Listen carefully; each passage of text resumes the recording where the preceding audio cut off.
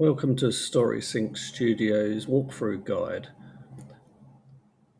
I made StorySync easy to use by providing a prompt you can copy here and then paste this into Claude AI.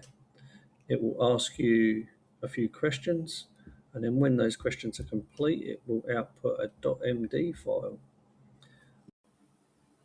So now I'll just ask some questions. It's saying share your project details. So you have to just create the start of your story. At this point, I just made up a random story, decided a basic story about a tradie building a shed.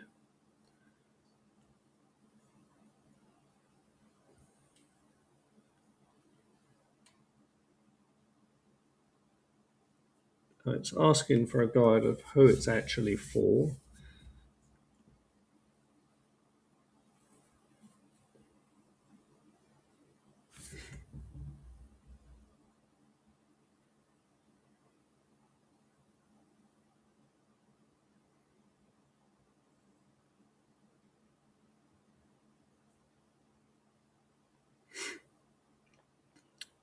This was early in the morning. I hadn't had my coffee yet, so I'm a bit slow.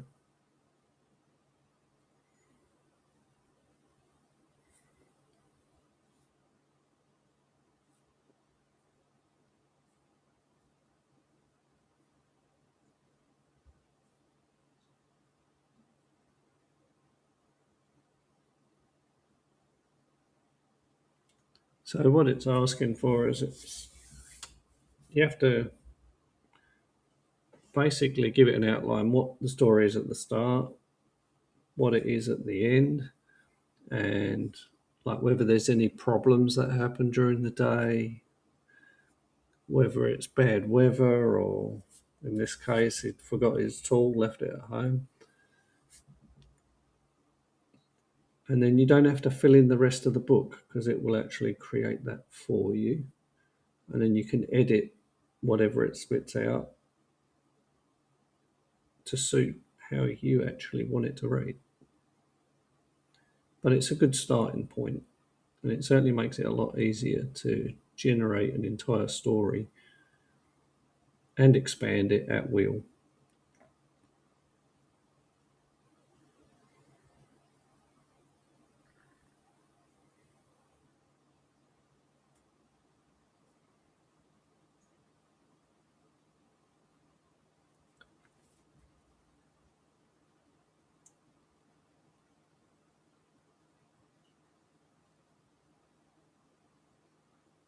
So there it is. There's the story outline. It's only a basic story outline, but it's all it needs to be to start with.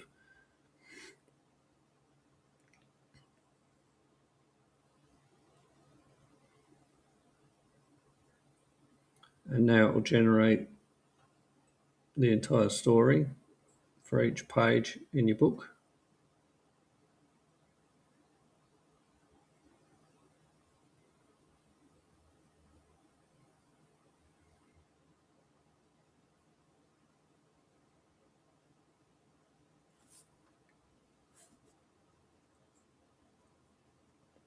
So this whole process will only take you like a half an hour at the most to go end to end, even as someone who's never touched it before. And that will then give you really solid generation prompts to then create all of your visuals to go with it.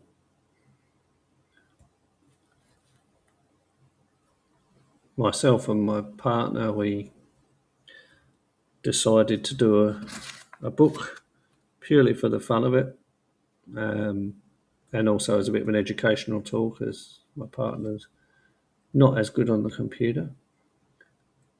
And in the process, we kind of realised that generating AI images are quite difficult to keep them consistent.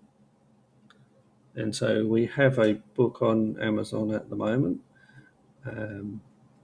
and we created it And since creating this software, we've actually decided we're going to recreate the same book but as a new edition and then publish that, and that will be an example of like the improvement.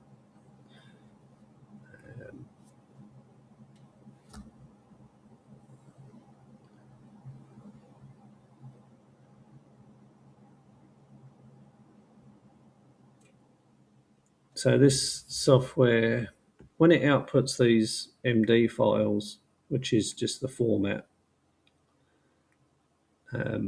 it will output three separate files. So you have your story file, you'll have a character file, and you'll have a project settings file.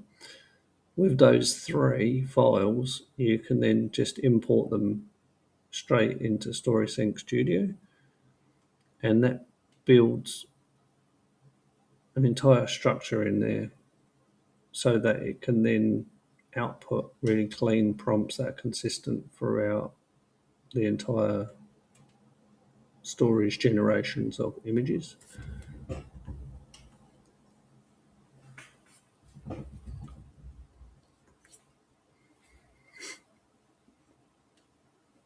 You can select different platforms for generations, like if you use Midjourney or DALL-E or any of the others, there's so many. You can select which type once you get in. So there it is, there's the three files, and all you do is you just download them individually to your computer.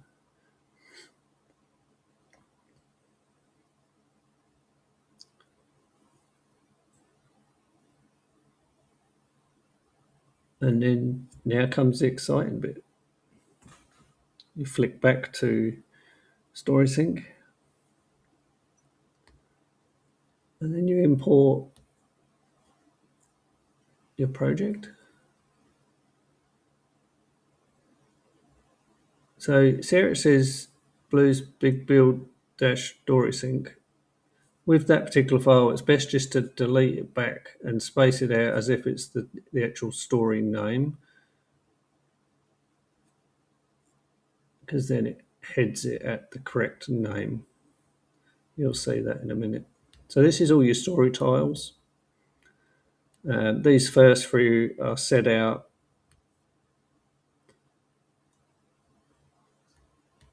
I'll have to come back to that.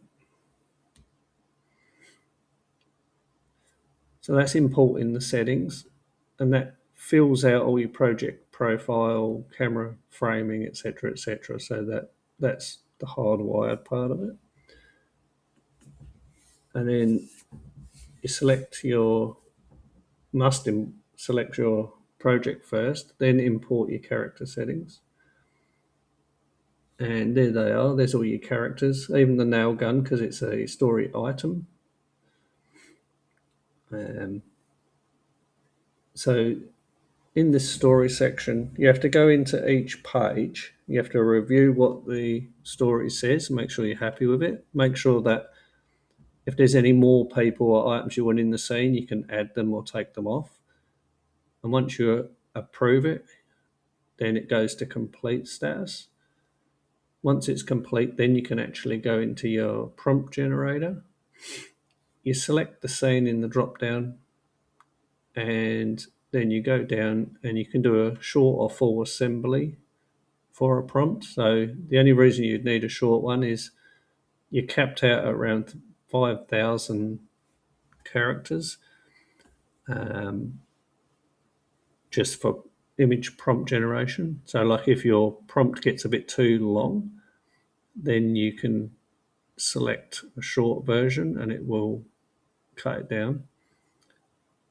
But when you assemble, it's gone green, so that means it's good. You just copy it and then flick over to, in my case, I'm using Pixverse. Not necessarily the best one, but it's what I had available.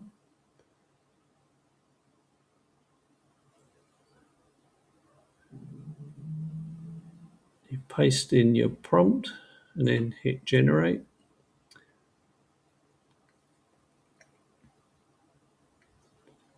Yeah, you just have to wait with this software for a minute for it to just start creating it, but you'll see in a second it will have a line pop up.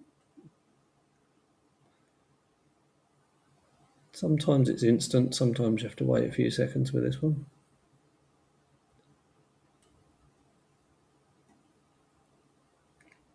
And then once it's generated your image, you can then download it and save it to your computer. So there we go, we've got our tradie with his ute. And then you just save it as your page, book and page, onto your computer in a file, and then voila, you have the imagery for your story. Hope you enjoy.